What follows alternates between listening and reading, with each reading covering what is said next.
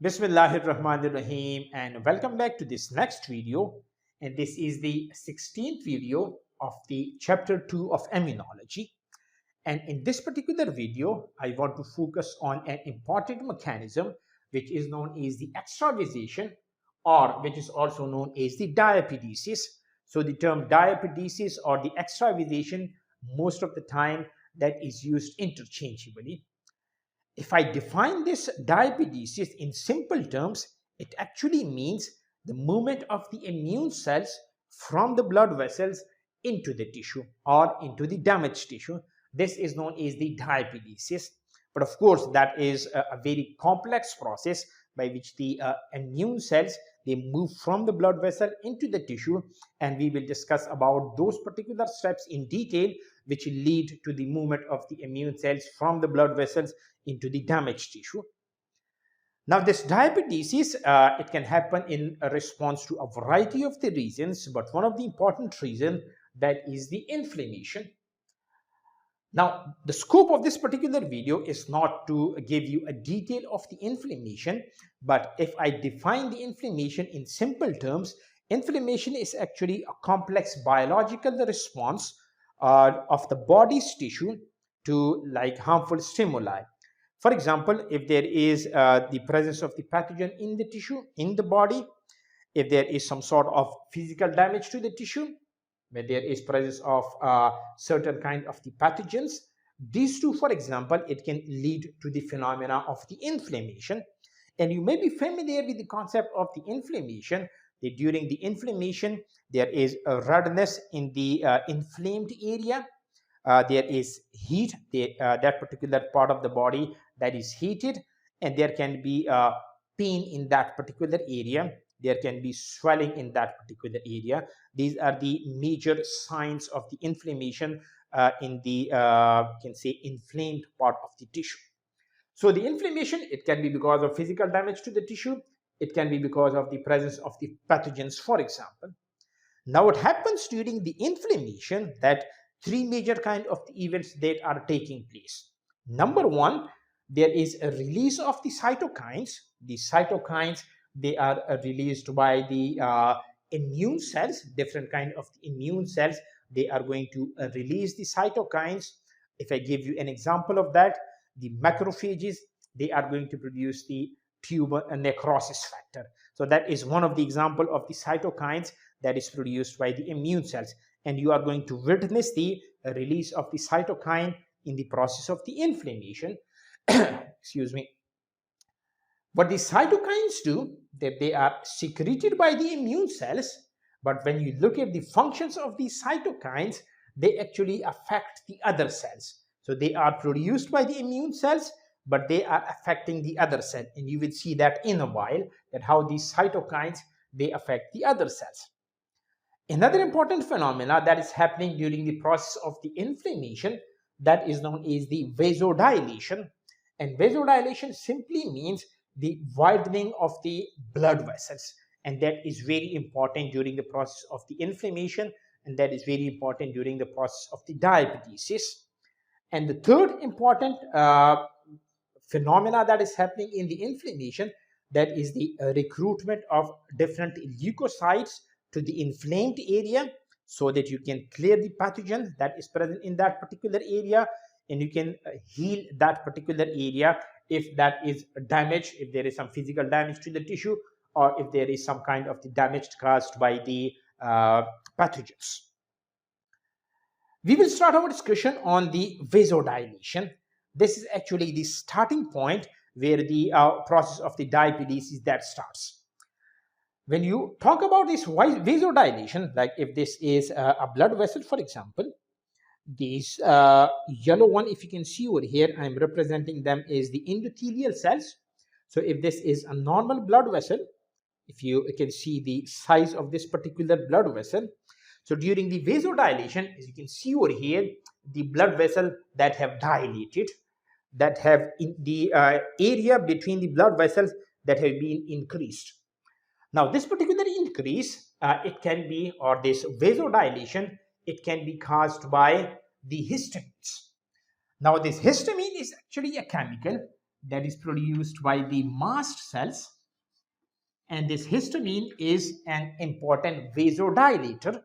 What that means is that during the inflammation, the mast cells, they are going to release this histamine, and these histamines are going to dilate the blood vessels. Now, when the blood vessel that is dilated, what that means is that now the blood that will be flowing very slowly in this particular blood vessel, because the area has increased for the flow of the blood vessel.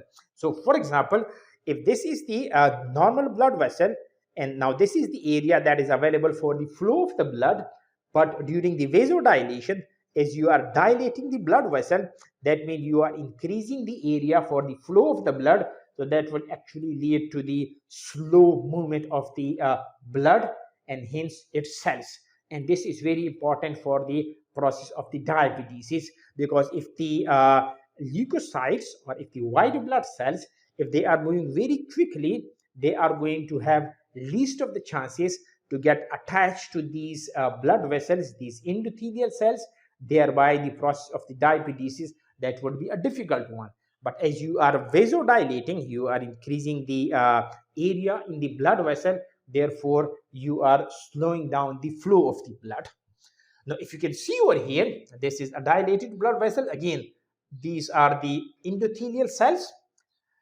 Now, during the process of the diapedesis, four major steps that are involved. The first step, that is known as the rolling adhesion. The second one is known as the tight binding. The third one, that is known as the diapedesis. And the fourth one, that is known as the migration.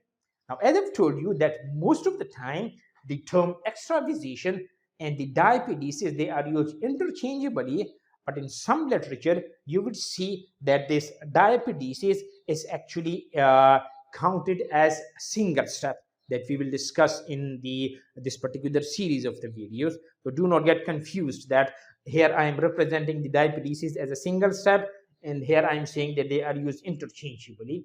This is not to be confused. Sometime in the literature, these two terms, they are used interchangeably, but in some of the literature, you will find that this diapedesis is actually a step of the extravasation. Now, if you look at the endothelial cells that are present on the you can say the peripheries of the blood vessels, during the process of the inflammation, these endothelial cells, they are going to get activated, and they can be activated by a variety of the reasons. For example, the macrophages, they are going to produce the TNF, the tumor necrosis factor, and this tumor necrosis factor, it can actually lead to the activation of the endothelial cells. Now, what I mean by the activation of the endothelial cells, if you look at these endothelial cells, before inflammation, you are not going to see any receptors on these endothelial cells. But once they are activated, these endothelial cells are going to produce a specialized class of the receptors, which are known as the selectin receptors. They are known as the selectins. And the two important selectins that the endothelial cells, they are going to express after their activation, one is known as the P-selectin, and the other one that is known as the E-selectin. So if you can see over here, initially you are not going to see any P-selectin or the E-selectin on the endothelial cells, or you are going to see a very low number of the P-selectin and the E-selectin on the endothelial cells. But once they are activated by the macrophages, for example, by the tumor necrosis factor, and that would be in a response to the inflammation, the endothelial cells, they are going to increase the number of the selectin, the P-selectin, and the E-selectin on their surface. Now, what would be the advantage of this high number of the P-selectin and the E-selectin on the endothelial cells? Now, when the number of the P-selectin and the E-selectin that increases, that is actually responsible for the first step of the extravasation, which is known as the rolling adhesion. Now, how this rolling adhesion is achieved? Now, there are P-selectin and E-selectin on the endothelial cells. The leukocytes, For example, the neutrophils, they are going to express a specialized class of the proteins on their surface, which are known as the glycoproteins. When we use this term glycoprotein, what that means is that you have synthesized the protein, and in the process of the post-translational modification, you have added a carbohydrate moiety to this. Therefore, we are using this term glyco with the protein. So this is protein, and this glyco is representing the carbohydrate part of this particular protein. So the leukocytes, for example, the neutrophils, they are going to produce these glycoprotein on their surface.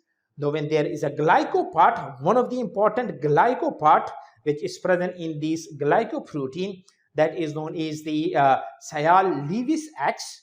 And this Sial-Lewis X, it is actually going to interact with the P-selectin and with the E-selectin. Now, how that is happening?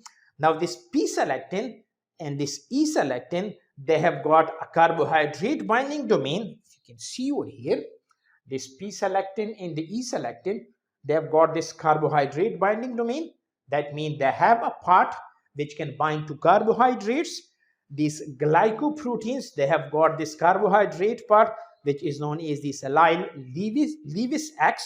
So this Lewis X is actually going to interact with the carbohydrate binding domain of the P-selectin, and when they bind over here, that means the process of the rolling adhesion that have started. Now, if you can see over here, this is adhesion, but this is a rolling adhesion. What I mean by this rolling adhesion, for example, you have got a neutrophil over here. So, for example, if this is a neutrophil, this is the glycoprotein present over here. These are the glycoproteins. Say, for example, this is 1, 2, 3, 4, and 5. So what happens is that when the, say, for example, this 1, it binds over here.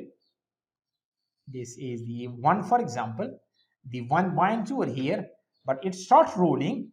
Then the it moves over here. Then the glycoprotein number 2, it binds over here. Then the glycoprotein number 3, it binds over here. So if you can see over here, the neutrophils, they are rolling like this. That means they are still not attached firmly to the endothelial cells, but their movement has begun to slow down. And when that slows down, that is actually important for the tight binding. So you can say that the step 1, which is the rolling adhesion, that is mandatory for the step 2.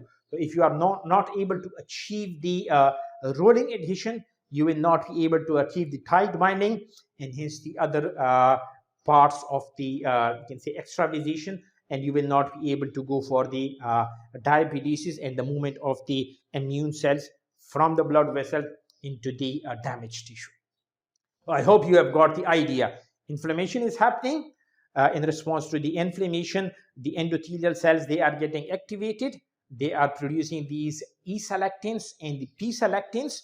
And when the P-selectin that interacts with the glycoprotein on the leukocytes, the rolling adhesion that is achieved.